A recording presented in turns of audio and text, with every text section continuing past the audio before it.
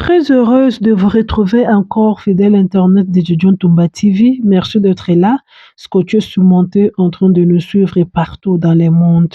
Encore une fois, le dossier Constant Moutamba. On a vu hier, c'était vraiment un monde immense devant sa résidence. Batanisi Pena Tongosa, le jeune Congolais, Baye, qui se soutient à Bango, amour na Bango, envers Constant Moutamba. Alors, Constant Moutamba, vous savez tous, il a été accusé de tentative de détournement. Mhm. Et puis, il n'a pas faute administrative, les erreurs administratives. Voilà, vous allez suivre le message de Denis Les, prophétie ou appelé ça qui déjà, qui est bakukanga Constant Moutamba, mais après libération nae, Zamba Kotombola, vraiment Constant Moutamba. Parce que c'est quelqu'un qui a vraiment na ba capacité ebele bazobundisa Moutamba mpona oyo asali makambo azosala ezogene Moutamba, oui.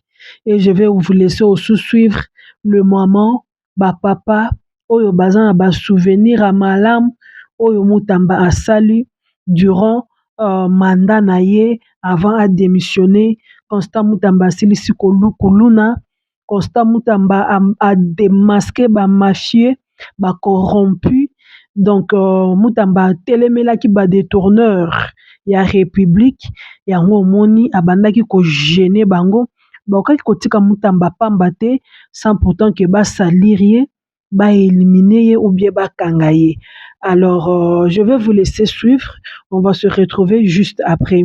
Tshisekedi nzambe nde muto asimbaki ye motema pour que un nommé Constant Moutamba lokola ministre ya justice, enfin que bato bayebaki Moutamba te o bayebaki capacité ya Moutamba te, biso nyonso to découvrir Constant Moutamba lelo pour que dans le jour à venir Moutamba azala espoir du peuple, azana soutien déjà total. Si vous avez vu Moutamba, j'ai dit à Moutamba, je t'avais dit, tu vas quitter. On m'a posé la question pourquoi. J'ai dit ce qu'il fait ne plaît pas aux gens. Dieu ne m'a pas dit que tu as mal fait. Dieu m'a dit ce que tu fais ne plaît pas aux gens. Dieu me montre. On te porte dans la gloire. On te fait circuler la ville de Kinshasa. Et toute la ville. Toutes les régions t'acclament. Mais on entend ta prison. On entend ta prison.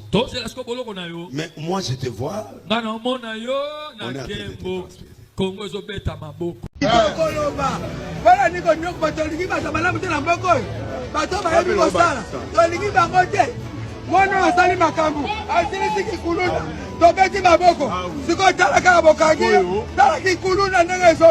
te ma paix à président de la République.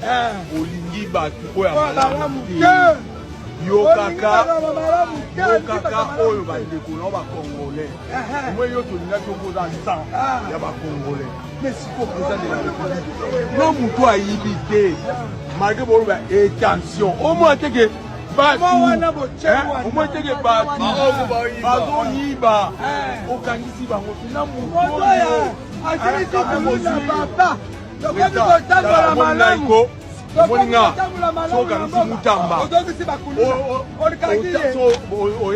troisième candidature président na oloba na voter au thé so kangisi Moutamba président ngana bandali awa elongi na ngeye bana na voter au thé pour tatoyo donc voter soki batiki ye tosepeli soki bakangi ye tokovote te kobo.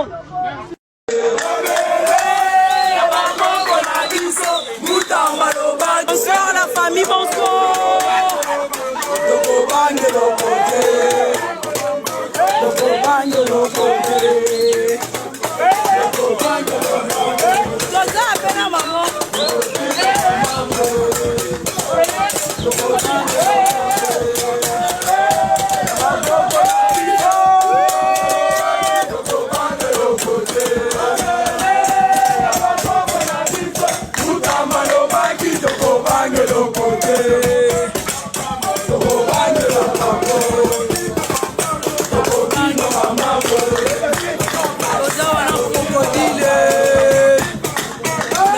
Non, j'ai pas la nausée, beauté les mains.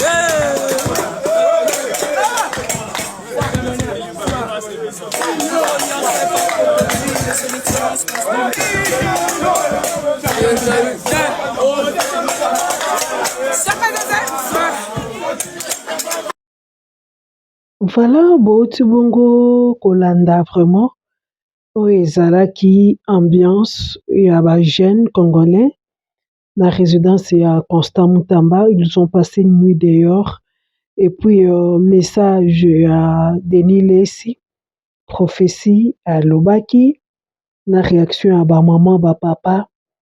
Yango na vi bandeko nanga, tosalaka bolamu. Bolamu eleki nyonso. Tala Mutamba lelo oyo. Na bana na mikolo, kombo Constant Mutamba na munoko. Yes, Mutamba est accusé non seulement pour la tentative, parce que depuis Congo exista, tout le monde a bakabilier, bato ebele, bakabiliste amine, koyiba mbongo, ko détourner mbongo. Dans tout le monde a place bakangela mututé pour la tentative, il y a détournement. Yes, mais c'est pour la première fois, et bandeli est pas à Constant Mutamba. Oui, certes, Mutamba za au-dessus de la loi, Mutamba n'est au-dessus de la loi.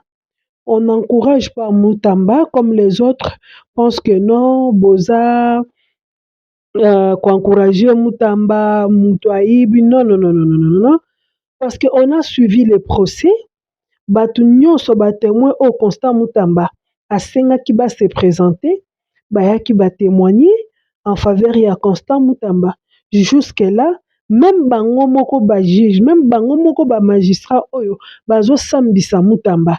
Baza conscient, bayebi ke Mutamba yibite. Mais bazo linga kaka, basimbise touche, pona misala malamu, pona oyo asali, ndenga bandaki kotelemela bango. Bayibaka te, bazala corrompu te, ndenge Mutamba atiaki musapi na ba homme fort, oyo babandaki ko se croire fort ya république, ba intouchable, ba corrompu. Yeah, c'est ça même le vrai mot.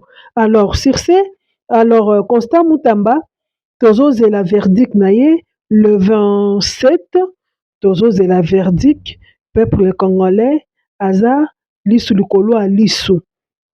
Tshisekedi n'était pas venu au pouvoir pour protéger les individus. Lokola Judith Sumwina. Judith Sumwina zo sani. Asali nini na manda na ye, eloko te. Mbandeko na ngai.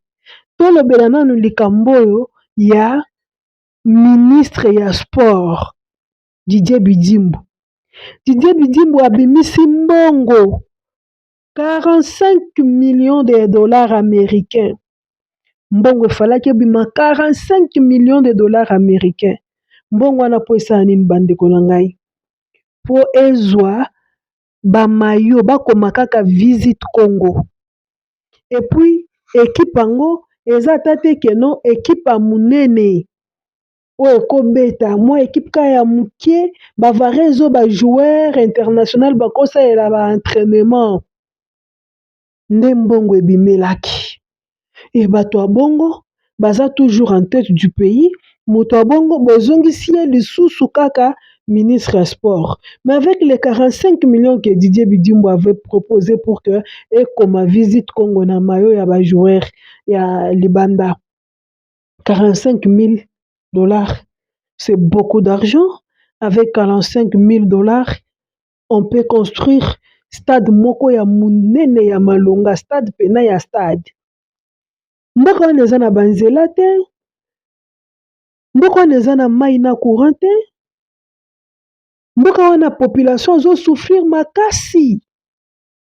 Mais comment ba ministre oyo bazosala bino confiance po bo servir peuple, po bosala musala, bosala musala te.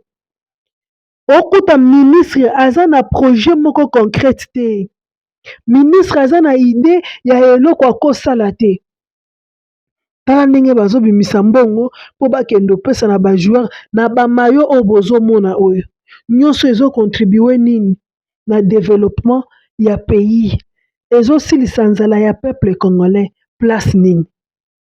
Alors bato babandaki kosala malamu neti bamutamba nde fo bazala kombati, nde fo bakanga bango, nde fo basala prison.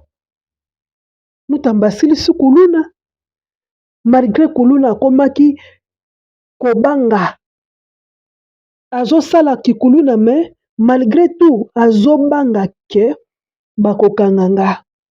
Tala lwa Mutamba abimisaki ya peine de mort. Tomonaki bakuluna bazolela, bazobanga, bazobanga.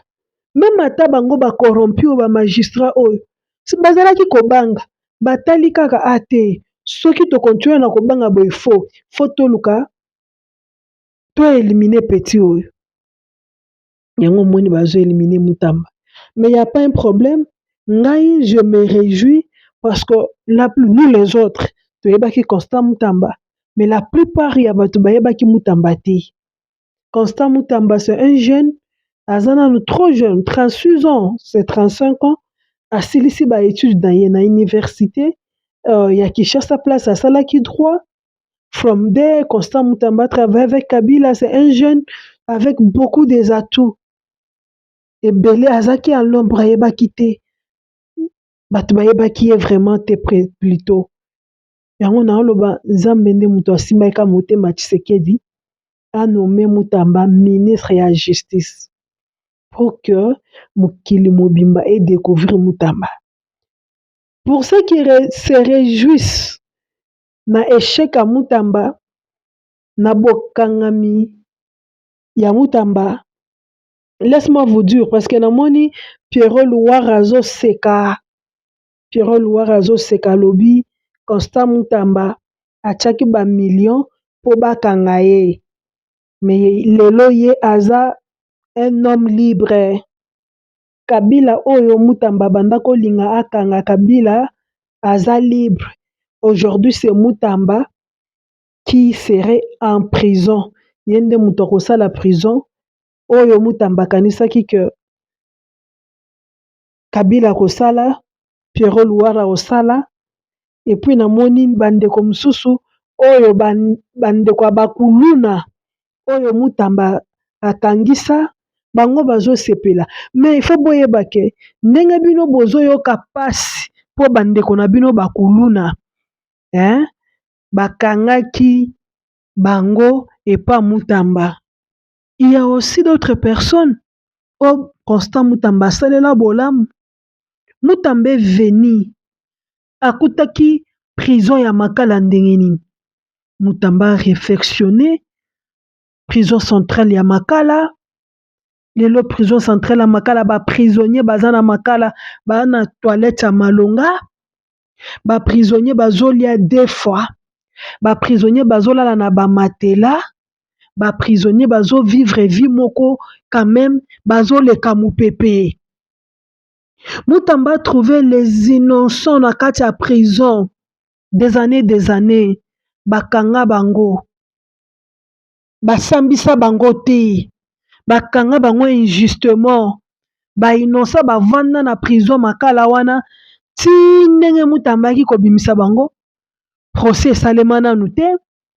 Ba mama oyo ya bana oyo basala ba prison o batia ba moyen en jeu po ba libérer bana na bango, mais bazwa solution te, tout simplement parce que ba homme fort bavandelaki dossier, ba magistrat o bazalaki influent bavandelaki dossier. Mais avec Mutamba ces gens-là ont trouvé la liberté.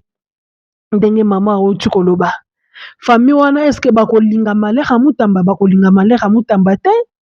Biso peuple congolais o toza libanda to mona mboka baninga ndenge zo développer, baninga bazozwa so ya pays na bango.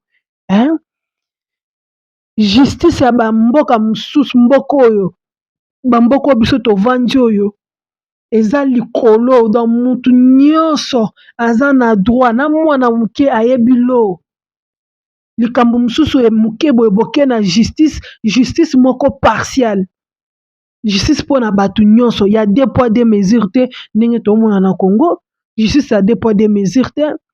Une justice élève la nation. La justice élève la nation. Mais pourquoi na Congo? Pourquoi na Congo te? Pourquoi na Congo te? Alors il sera mieux de libérer Constant Mutamba, atikala homme libre, d'ailleurs il n'est plus ministre, asi atiki naye, quand même botikaye, asa la vie naye, l'avenir nous donnera raison, via Moutounza Mende, Moutoayebi. Là, je m'en vais directement pour féliciter les Congolais conscients, les jeunes conscients, au basu conscience, il y a côté les ma vraiment, pour stopper na banguna oyo ya république oyo bazolinga te mboka développé oyo baolinga kaka mboka ezala sous développement yango bato wana il faut totelemela bango énergie oyo toobimisa mpona makambo ya Constant Mutamba tose mobiliser lisusu davantage tobimisa énergie wana mpona koloba non na baantivaleur ya république mpona koloba non na bamiyibi koleka non koloba non na baministre oyo baye mpona kosenrichir na mboka na biso oyo bazosala eloko te. Voilà, fidèle internet de Jean Toumba, nous sommes presque à la fin de notre intervention. Merci de nous suivre. Merci d'être là massivement.